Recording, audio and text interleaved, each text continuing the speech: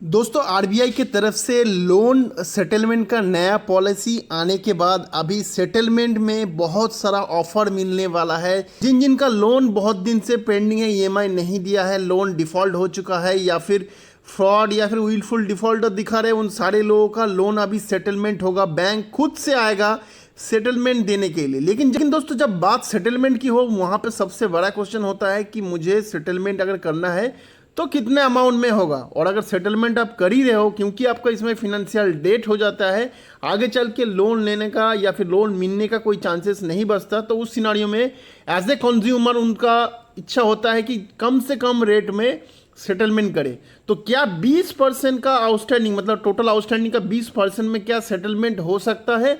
आज इस वीडियो में मैं उसी के बारे में बताऊंगा कि कौन सा वो टेक्निक है आपको फॉलो करना है जिससे आपका भी लोन केवल 20%, टोटल आउटस्टैंडिंग का 20% में सेटलमेंट हो सकता है।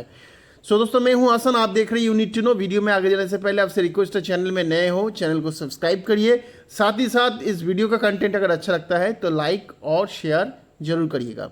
तो चलिए दोस्तों बात करते हैं मेन टॉपिक के ऊपर। दोस्तों सबसे पहले आपको बता देना चाहूँगा, लोन सेटलमेंट का अगर आपको पूरा प्रोसेस जानकारी लेना है तो उसके लिए ऑलरेडी मैंने वीडियो बना के रखा है।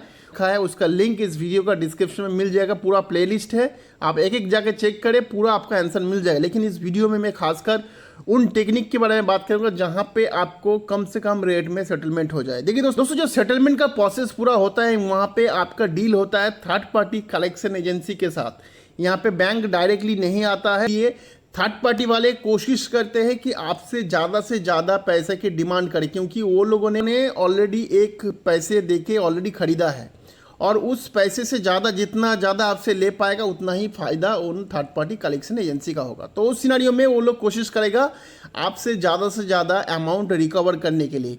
लेकिन दोस्तों जब भी जैसे जैसे उनको पता चलेगा कि ये कस्टमर नहीं दे सकता उतना पैसा, तो वो लोग धीरे धीरे बार्गेनिंग करके कम करता रहता है। इसका मतलब दोस्तों ये हो रहा है कि जितना टाइम आपका लेट होगा उतना ही कम आपको मिलने का चांस है। लेकिन यहाँ पे इसका मतलब ये नहीं होता कि लेट करना मतलब जानबूझ के लेट करोगे, क्योंकि ये लोग इस तरीके से आपको हैरेसमेंट करेगा, दिन रात कॉल करेगा, आपके घर में आके विजिट करेगा, चिल्लाना, ये सब तो है ही।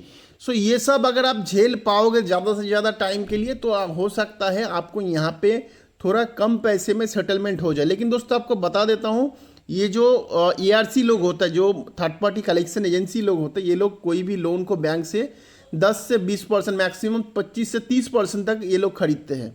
मतलब 30% का जो रेट है, 30% टोटल आउटस्टैंडिंग का 30% रेट देके ये लोग लोन खरीद लेते हैं।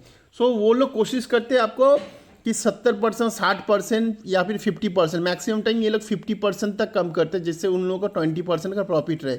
लेकिन हाँ, ये लोग भी कभी कभार लॉस में आपको सेटलमेंट कर देता है। मतलब 30% में खरीदा है, एग्जाम्पल के लिए टोटल आउटस्टैंडिंग था आपको 1 लाख रुपये, वो लोगों ने खुद खरीदा है बैंक से 30,000 में, लेकिन कभी कभार आपको 20,000 में भी सेटलमेंट करा देता है। क्यों करा देते हैं?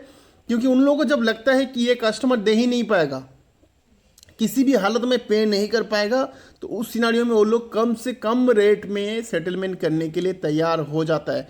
और हमारे ही एक सब्सक्राइबर ने मुझे जो है कल SMS किया था, सर मुझे लोन सेटलमेंट लेटर के लिए KYC का मांग कर रहा है। दोस्तों आपको बता देना चाहूँगा, लोन सेटलमेंट लेटर लेने के लिए कोई KYC की ज़रूरत नहीं होता। आपका जो ऑफिशियल रजिस्टर्ड ईमेल आईडी है, उसी ईमेल आईडी में आपको लोन सेटलमेंट लेटर आता है। लोन सेटलमेंट लेटर आने के बाद पूरा डिटेल्स चेक करिए, जो अमाउंट आपको बोला गया सेटलमेंट करने के लिए वही अमाउंट लिखा है कि नहीं, लोन नंबर, EMI का नंबर, टोटल सब कुछ देख लीजिए, उसके बाद ही आप पेमेंट करिए। ये बहुत इंपॉर्टेंट है। पहले सेटलमेंट लेटर, उसके बाद ही आप पेमेंट करिए। दोस्तों आई होप आपको समझ में आ गया होगा कि आप जितना टाइम लेट करोगे उतना ज़्यादा आपको डिस्काउंट मिलेगा, लेकिन जितना लेट करोगे उतना ज़्यादा आपके ऊपर टॉर्चर या फिर कलेक्शन एजेंसी का दबाव रहेगा। अगर आप जितना ज़्यादा झेल पाओगे उतना ही रेट में कम होगा।